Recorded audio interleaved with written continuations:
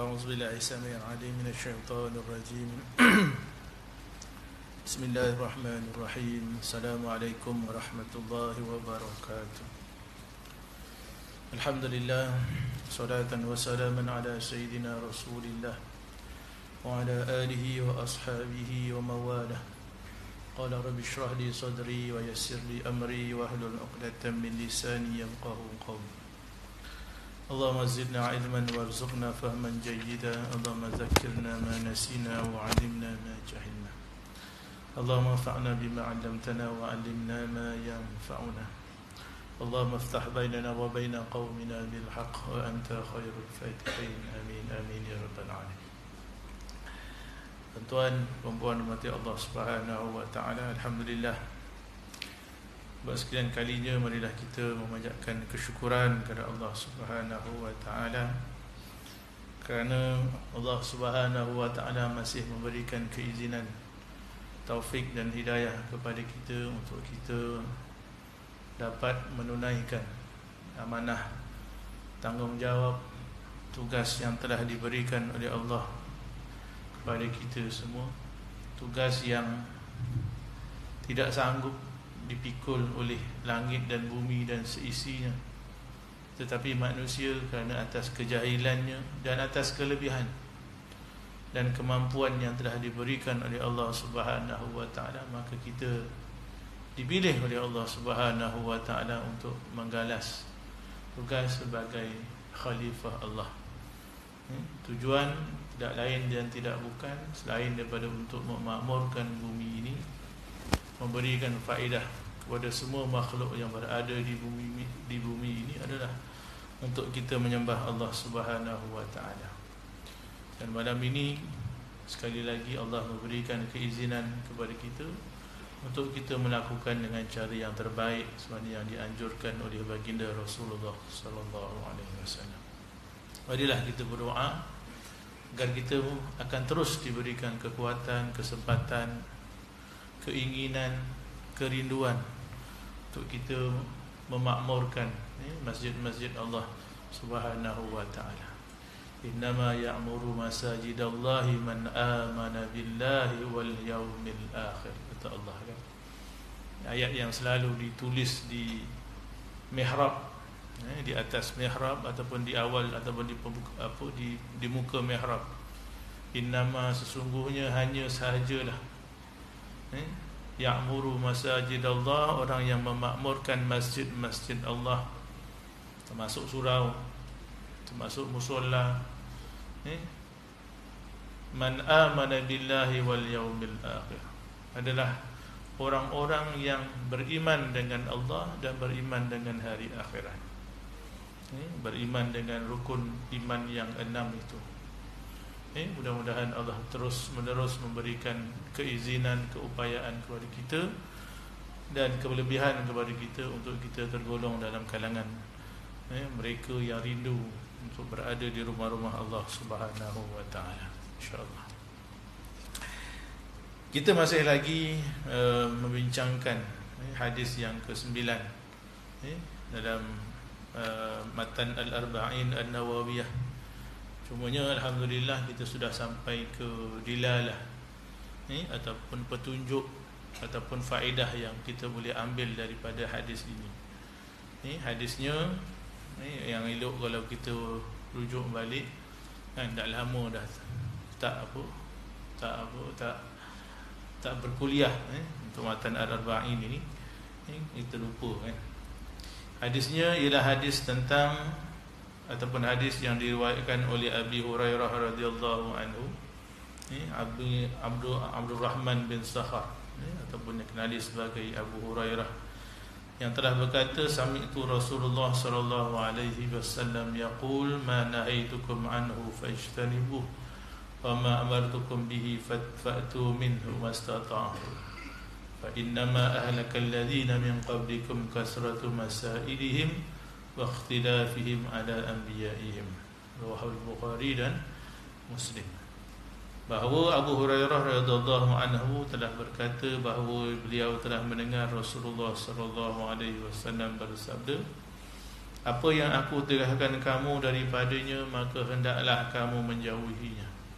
Dan apa yang aku perintahkan kamu dengannya, maka hendaklah kamu kerjakan daripadanya barang yang kamu kuasa atau barang yang kamu mampu, selagi kamu mampu dan selagi kamu berupaya. Sesungguhnya telah binasa orang-orang yang sebelum kamu oleh kerana banyak segala pertanyaan mereka dan perselisihan mereka terhadap nabi-nabi mereka. Jadi hadis ini Rasulullah SAW telah menerangkan kepada kita tentang punca kenapa umat yang terdahulu binasa. Ini dibinasakan oleh Allah Subhanahu wa taala ataupun mendapat ataupun mengikut jalan yang sesat. Kerana yang kita selalu minta lindung daripada Allah Subhanahu wa taala dalam solat kita kan. Bila kita baca ghairil maghdubi alaihim waladdallin,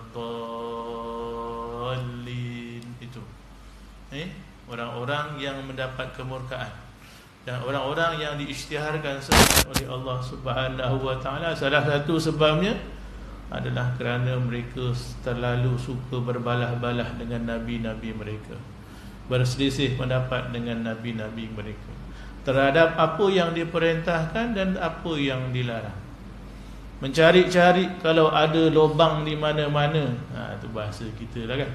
Lubang, kalau boleh dia tidak mahu meninggalkan yang dilarang, dan lubang untuk dia meninggalkan apa yang disuruh. Mencari-cari sebab, mencari-cari alasan, mencari alasan supaya dia boleh buat apa yang dia suka, walaupun sebenarnya Nabi larang perkara itu. Dia bukan masalahnya, dia bukan sahaja berlaku pada umat yang terdahulu, malah masih lagi berlaku sampailah ke hari ini. Benda yang dah jelas, yang dah nyata, kita masih lagi mencari alasan supaya kita boleh buat, atau kita tidak mahu tinggalkan dengan alasan dia makruh, dia tak jatuh haram. Walaupun kalau mengikut Imam Hanafi itu makruh tu ada dua kan, makruh tanzihiyah dan makruh tahrimiyah. Makruh yang masih diperingkat, tidak terlalu macam kan, tidak terlalu makruh kan, maksudnya makruh yang masih ringan sifatnya. Dan makruh tahrimiyah, makruh yang memang menghampiri perkara yang haram, tapi dia makruh. Apa dia makruh? Allah tak suka kan? Dah memang contohnya macam bini kita tak suka kita cakap-cakap pasal janda kan. Contoh, kita cakap juga janda sebelah tu tadi masak sedap, dia memang dia tak suka, saja kita sebut-sebut kan, saja cari pasal. Contohnya begitulah kan, kalau kita nak cari ataupun kita nak misalkan ataupun anak kita kan, kita tak suka dia balik lewat malam dan sebagainya, walaupun tak haram lagi, tapi dia melepak dengan kawan-kawannya dan sebagainya, kan mendatangkan kemurkaan. Sekali dua kali okeylah, ni dah selalu sangat, kita pun mula naik angin kan, mula kena GERD dan sebagainya sebab tension. Contoh. Jadi hadis ini ialah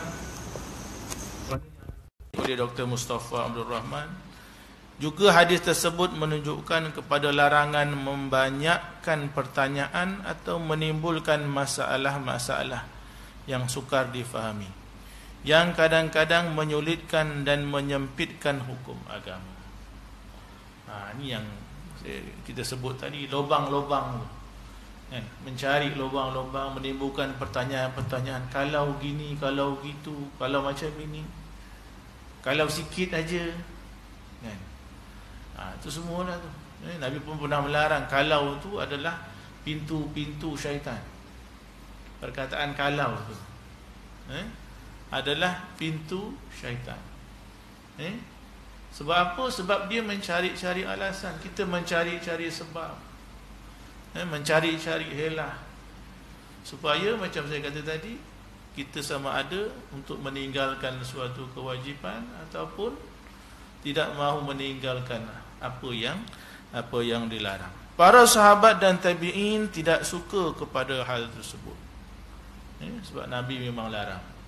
Bertuahlah para sahabat dan tabi'in yang hidup mendapat tarbiyah terus daripada Rasulullah sallallahu alaihi wasallam.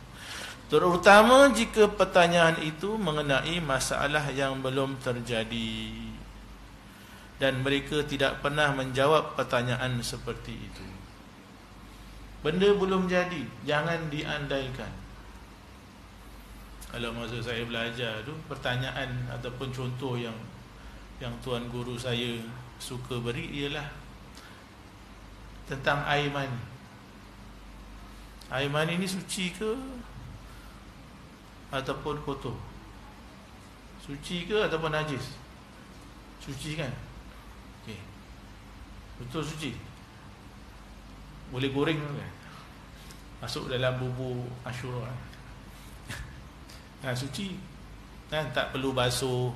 Kalau kering tu kita just gosok-gosok, kebas-kibas, so pakaian kita boleh bawa sembahyang. Lalu ada pertanyaan. Yang tuan guru saya kata, ada yang suka bertanya, kalau suci tu boleh ambil wuduk tak Ustaz? Katakan kan 100 orang kumpulkan air maninya kan, dapatlah 2 kolah kan. Pak Wei tu pun setengah bali seorang tu, Pak Wei kan. Setengah kolah kan. Tuan ni kan masing-masing kan mengamalkan madu, apa tu sauda semua kan makanan sunnah kan. Jadi mesti power kot lah, kot. Haji Ali memanglah dia boleh riding lagi sampai ke Johor tu. Dia memang power. Masuk. Rugi tak masuk. Betul. Lepas tu dah suci, boleh tak dia ambil wuduk Ustaz? Kita ambil wuduk dengan air mani tu. Maka tuan guru saya kata, aku hanya akan jawab bila kau datangkan air mani tu 2 kolah baru aku jawab. Soalan begitulah. Tak perlu tanya benda yang tak ada ataupun belum berlaku atau belum pasti akan berlaku. Kerana dia akan menimbulkan perselisihan, perbalahan, menimbulkan perkara-perkara yang tidak patut kita bahaskan sebab sukar untuk terjadi. Siapa yang boleh kumpul air mani 2 kolah? Kalau dah umur 50 tu 2 mililiter pun sampai ke tidak, ada tahu kan. Jadi itu contohnya. Ibnu Umar berkata, janganlah kamu bertanya perkara yang belum ada masalahnya. Siapa Ibnu Umar? Ibnu Umar adalah anak pada Sayyidina Umar. Anak pada Sayyidina Umar radhiyallahu anhu. Abdullah bin Umar. Kerana aku pernah mendengar Umar radhiyallahu anhu mengutuk orang yang bertanya kepadanya perkara yang belum berlaku. Benda tak pasti tu tak payah tanyalah, dah timbul nanti baru kita pastikan hukumnya. Walaupun demikian, dalam era pada abad yang pertama hijrah, abad yang kedua hijrah,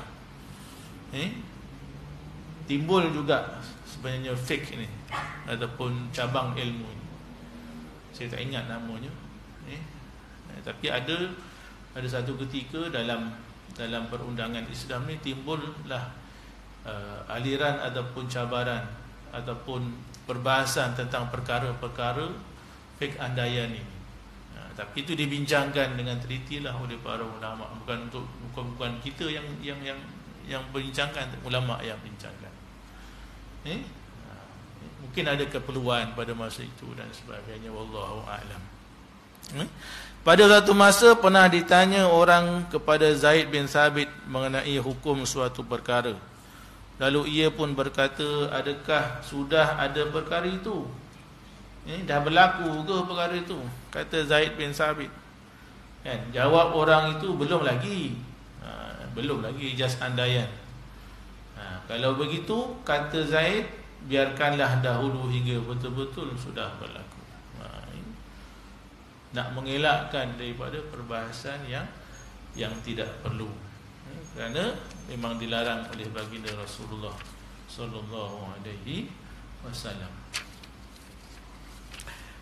Berkata setengah ulama bahawa banyak didapati masalah yang diada-adakan, yang kadang-kadang sukar berlaku, tetapi ditakdirkan juga berlaku hingga ditetapkan hukumnya. Sementara itu ada masalah yang pada asalnya dihukumkan halal, tetapi setelah timbul pertanyaan maka berubah hukumnya menjadi haram. Belum berlaku patutnya halal, tapi berubah menjadi haram. Kerana ditanyakan benda berkenaan. Contohnya di sini ialah ada seorang yang bertanya kepada seorang gurunya tentang hukum membeli barang-barang jualan di pekan. Adakah makruh membelinya daripada penjualnya sebelum ditanya dan disiasat cara bagaimana barang-barang itu sampai ke tangannya, atau tidak makruh? Menyelidik perkara yang tak sepatutnya. Kerana Islam menghukumkan dengan perkara yang zahir. Ni pergi pasar Jawa janganlah tanya ni, kan? Tuan ni beli betul-betul beli ke pergi mencuri baru jual? Tak payahlah. Tengoklah keadaan, kan? Kecuali kalau memang penjual tu terkenal sebagai orang yang mencuri, itu satu benda lain, kan? Tapi kalau orang yang umum, yang awam, yang buka kedai elok dan sebagainya, ada lesen dan sebagainya, tak payahlah kita soal siasat sampai begitu terperinci. Kerana itu mungkin akan mendatangkan perkara yang sebaliknya. Kemudian gurunya itu menjawab tidak makruh, malahan harus memberinya dengan tidak payah bertanya apa-apa. Orang yang bertanya itu merasa kurang senang mendengar jawapan tersebut, lalu diulangi lagi pertanyaannya. Katanya, saya amat bimbang, mungkin barang-barang yang dirampas atau dicuri, dan kebetulan pula di antara barang-barang tersebut ada seperti yang dikatakannya. Setelah itu, guru itu pula menjawab lagi, ya, kalau benar begitu haramlah hukumnya. Tetap jika engkau masih ragu-ragu, makruh pula hukumnya. Ini satu benda perkara juga lah. Nak beli barang pun kena tengoklah juga penjual. Lagi-lagi, tak maaf lah nak sebut kan, tapi benda-benda bandel ni pun kena hati-hatilah juga. Lagi-lagi yang kat pasar Shah Alam tu kan, tak maaf lah sebut. Sebab berlaku pada kawan saya sendiri, nazir sekolah. Dia tabiatnya ni, kasutnya dia akan buat sesuatu untuk menandakan itu kasutnya, dan orang tak nampak. Walau sekali dia tengok tu orang tak perasan. Satu hari dia pergi masjid negeri, hilang kasut mahal, hilang. Dah hilang tu dia kata, dah nak buat macam mana kan, redha je dah, terpaksa. Tak tahu dah kasut Belly ke, kan, kasut apa lagi yang mahal, kan?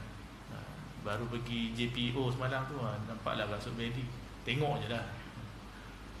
Jadi satu hari tu dia pergilah pasar Shah Alam, pasar pagi Shah Alam tu, dekat stadium tu kan, hari Ahad. Nampaklah kasut dia sebiji. Dia tengok ada tanda,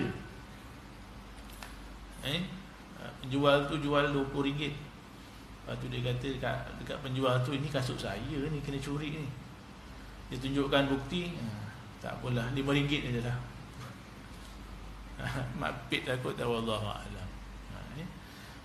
Jadi satu perkara yang kalau kita terlalu siasat, dia boleh menyebabkan kita ragu-ragu, dan kalau dah ragu-ragu maka makruhlah kita beli. Wallahu a'lam. Hadis yang ke-10. An Abi Hurairah radhiyallahu anhu qala Rasulullah sallallahu alaihi wasallam, inna Allah ta'ala tayyibun la yaqbalu illa tayyiban, wa inna Allah amara al-mu'minina bima amara bihi al-mursalin, faqala ta'ala ya ayyuhar rusul kulu minat tayyibati wa'malu salihan, وقال تعالى يا أيها الذين آمنوا كلوا من طيبات ما رزقناكم ثم ذكر الرجل يطيل السفر أشعر أغبر يمد يديه إلى السماء يا رب يا رب ومطعمه حرام ومشربه حرام وملبسه حرام وغذي بالحرام فأنى يستجاب له. Hadis yang ke-10 ini adalah hadis yang diriwayatkan oleh Imam Muslim. Hadis ini juga adalah hadis yang agak popular, yang selalu dibahaskan oleh tuan-tuan guru kita dalam ceramah-ceramah dan sebagainya. Daripada Abu Hurairah radhiyallahu anhu telah berkata bahawa Rasulullah sallallahu alaihi wasallam telah bersabda, dan sesungguhnya Allah Ta'ala itu adalah baik, tayyibun. Allah Subhanahu Wa Ta'ala itu baik dan tidak ia menerima melainkan yang baik. Dan sesungguhnya Allah memerintahkan orang-orang mukmin dengan apa yang ia perintahkan kepada sekalian Rasul. Maka Allah Ta'ala berfirman, Ya ayyuhar rusulu qulu minat tayyibati wa'malu salihah. Wahai para rasul, makanlah kamu daripada perkara-perkara yang baik dan beramallah oleh kamu akan perkara-perkara yang soleh. Dan berkata lagi Allah Subhanahu wa taala, Ya ayyuhalladzina amanu qulu min tayyibati ma razaqnakum. Wahai orang-orang yang beriman, hendaklah kamu makan daripada perkara-perkara yang baik, apa yang telah kami rezekikan kepada kamu. Summa dzakara ar-rajul. Kemudian Rasulullah sallallahu alaihi wasallam menyebutkan tentang keadaan seorang lelaki yutilus safar, yang telah jauh perjalanannya, panjang perjalanannya. Ash'asa aghbara yamuddu yadayhi ila sama, yang kusut rambutnya lagi berdebu mukanya, menghulurkan kedua tangannya ke langit untuk berdoa. Ya Rabb, ya Rabb, wahai Tuhanku, wahai Tuhanku. Padahal makanannya adalah haram, dan minumannya juga haram, dan pakaiannya juga haram, dan mulutnya disuapkan dengan yang haram.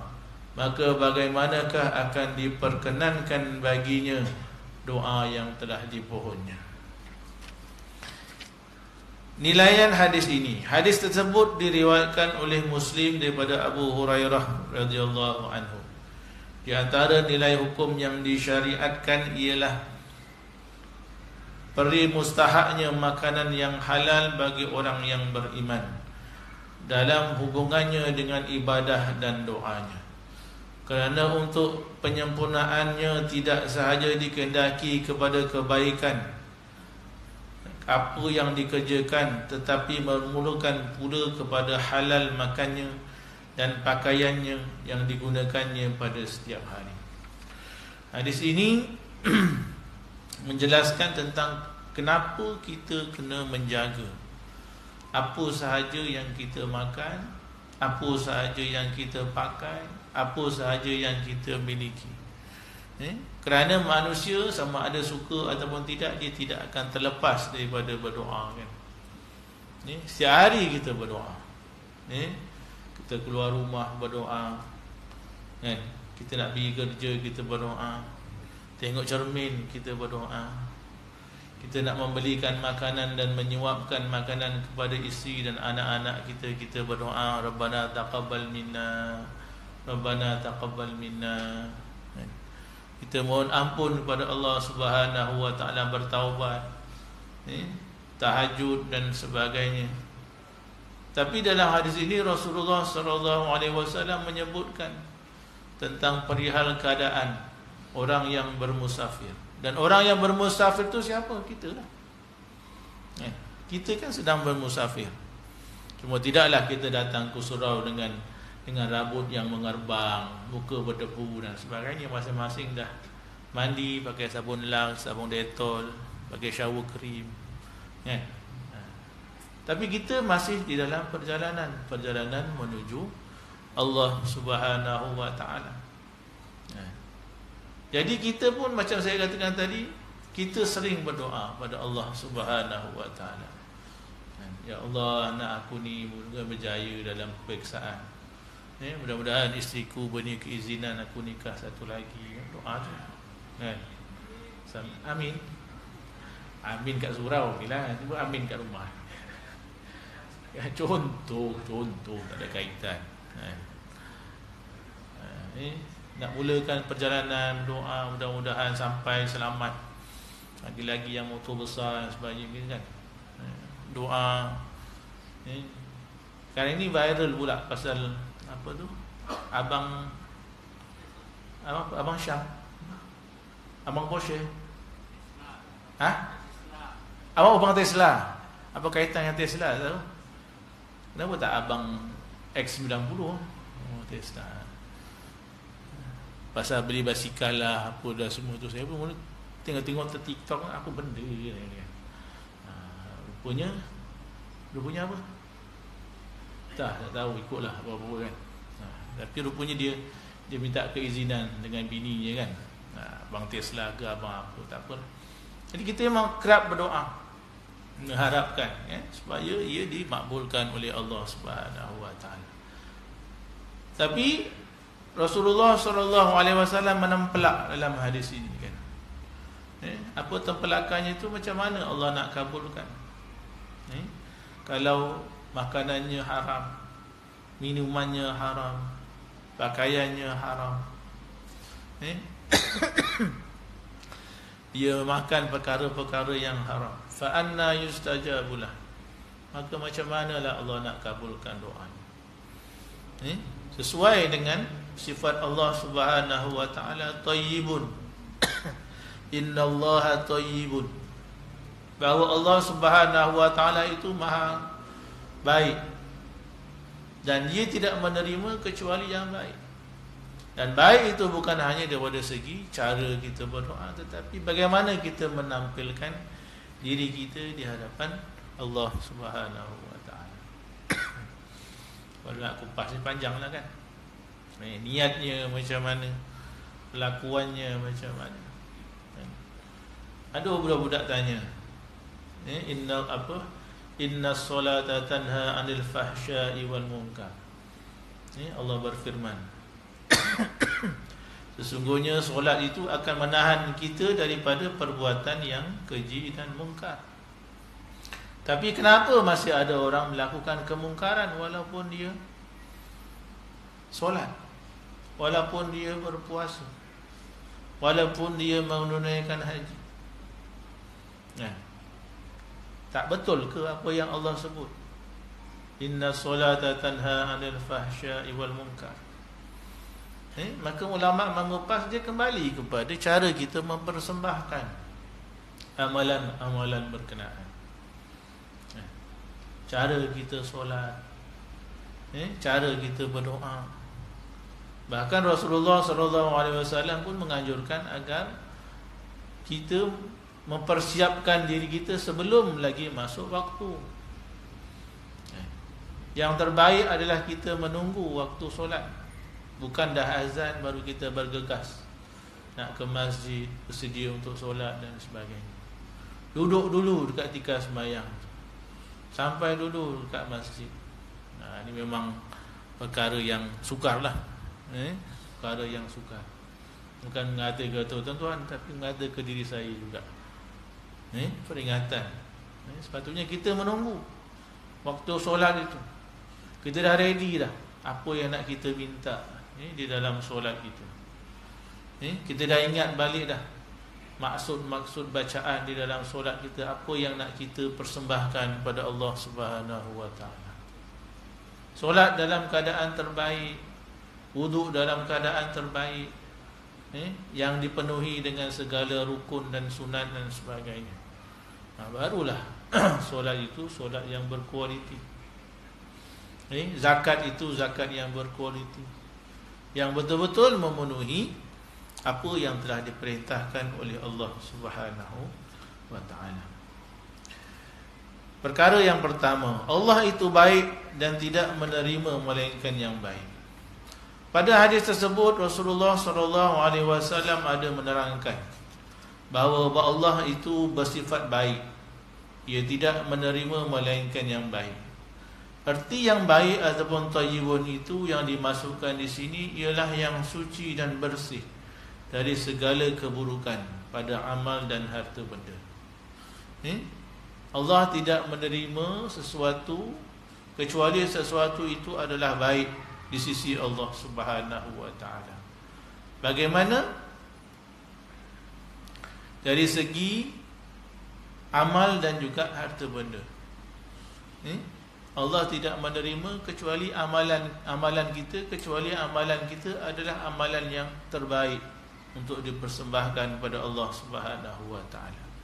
Harta benda yang diperolehi dengan cara yang baik, barulah zakatnya diterima oleh Allah Subhanahu wa taala. Sedekahnya diterima oleh Allah Subhanahu wa taala. Dan ini berarti bahawa Allah yang baik, ia tidak akan menerima dari seseorang amalnya yang dicampuri dengan riya dan bangga. Didatangkan contoh-contoh tentang bagaimana ada orang yang beramal dengan perasaan riya dan bangga, dan itu juga menyebabkan amalnya tidak diterima oleh Allah Subhanahu wa taala. Jangan dikotori oleh perkara-perkara yang boleh menyebabkan keikhlasan kita diragui oleh Allah, ataupun diragui atau menyebabkan keikhlasan kita boleh dipertikaikan oleh Allah Subhanahu wa ta'ala. Sesuai dengan hadis yang pertama yang telah kita bincangkan dulu.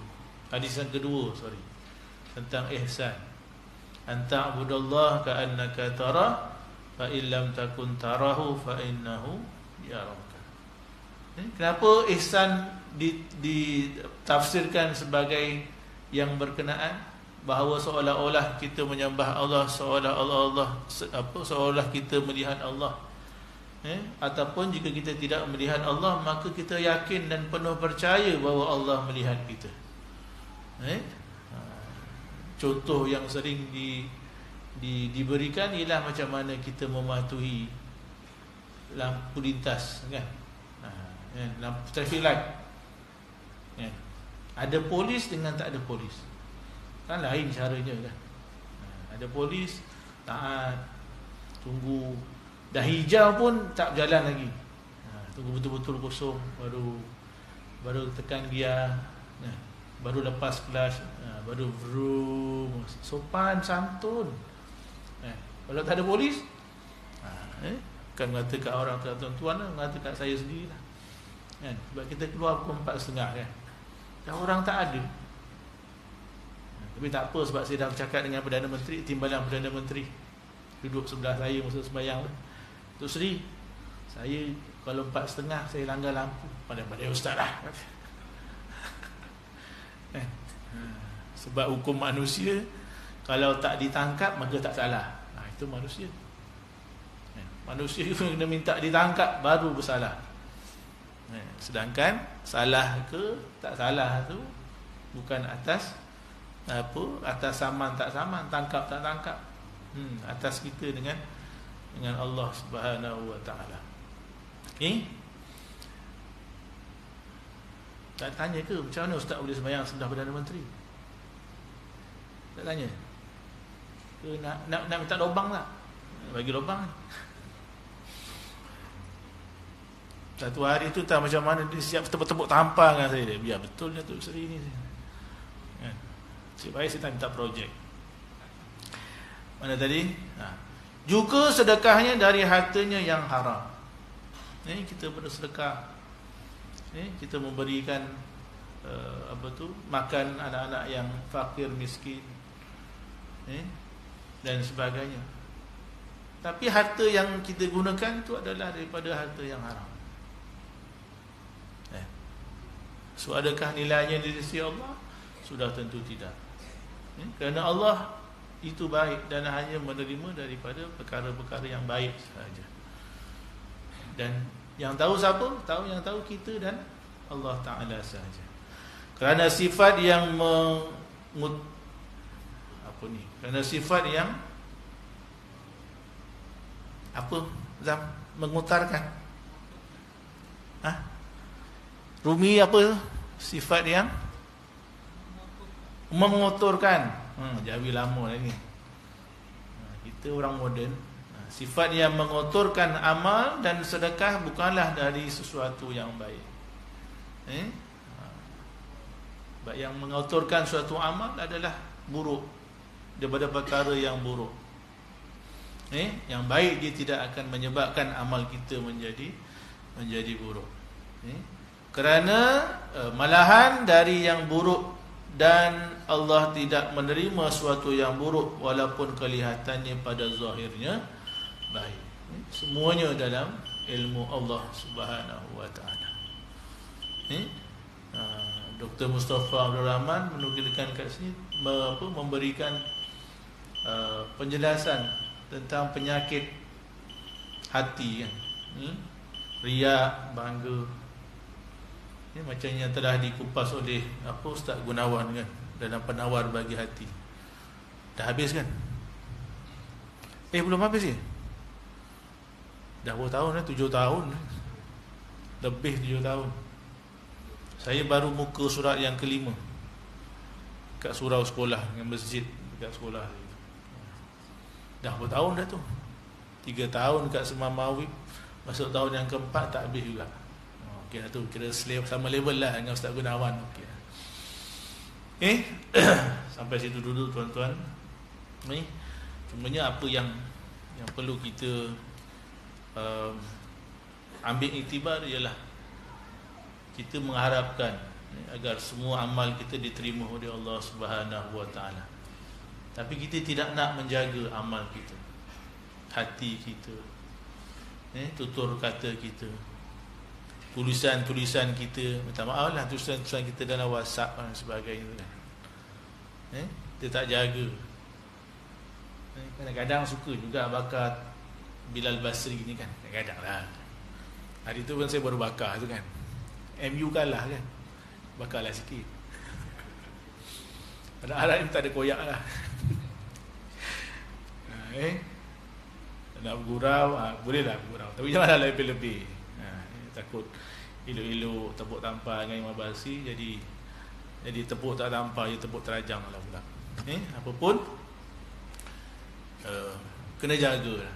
Kena jaga. Sebab kita hidup pun bermasyarakat, dan kita hidup pun bukan kita seorang. Kita perlukan kepada masyarakat, dan kita juga adalah ahli masyarakat. Semoga yang baik itu daripada Allah Subhanahu wa taala, salah dan sadap dari kelemahan saya.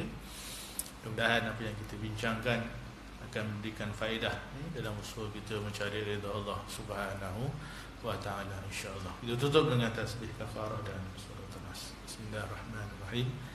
Wal 'asri innal insana lafi khusr illa alladziina aamanu wa 'amilus shalihaati wa tawassaw bil haqqi wa tawassaw bis sabr.